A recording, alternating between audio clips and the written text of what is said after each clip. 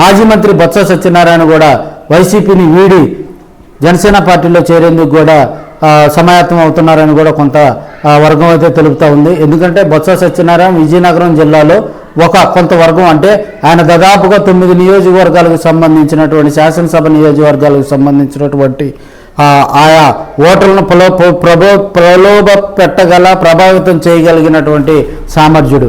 ఎందుకంటే ఆయన మాట్లాడే విధానం ఎదుటివారికి అర్థం కాకపోయినప్పటికీ కూడా ప్లస్ ఈయనకున్నటువంటి కమ్యూనిటీ పరంగా కూడా జనసేనకి కొంత కలిసి వచ్చే అంశం.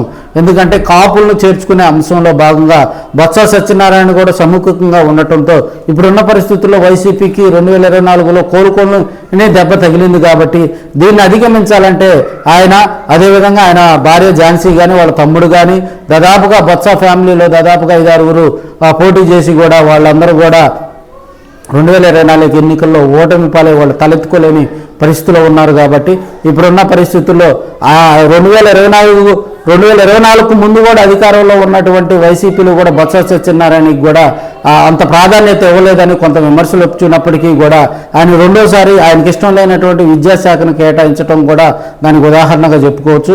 ఎందుకంటే 2019 నుంచి 2024 వరకు బొత్స మాట్లాడిన మాటలు కానీ కనుక మనం గమనించినట్లయితే ఆయన స్ట్రైట్గా కూడా ఏ రోజు కూడా పవన్ కళ్యాణ్ గారి మీద ఒక స్థాయికి మించి విమర్శలు చేసినటువంటి సందర్భాలు అయితే ఎవరు చూడలేదు. అదేవిధంగా బొత్సకు చిరంజీవితో కూడా కొన్ని సత్సంబాలు ఉన్నాయి. కాబట్టి అవన్నీ కొన్ని క్యాస్ట్ పరంగా కూడా కాపు సామాజిక వర్గానికి చెందినటువంటి బొత్సని జనసేన పార్టీలోకి చేర్చుకుంటే ఇప్పుడు ఆల్రెడీ గుంటూరు, ప్రకాశం జిల్లాలో జనసేన పార్టీలోకి భారీగా వలసలు వస్తున్నాయి. కాబట్టి మేబీ 26వ తేదీ కూడా దీనికి సంబంధించి ఒక కొలిక్కి వచ్చే అవకాశం ఉంది. అందరం కూడా 26వ తేదీ కానీ ఒక మీటింగ్ పెట్టి అందరిని చేర్చుకునే ప్రయత్నం అయితే జరుగుతూ ఉంది.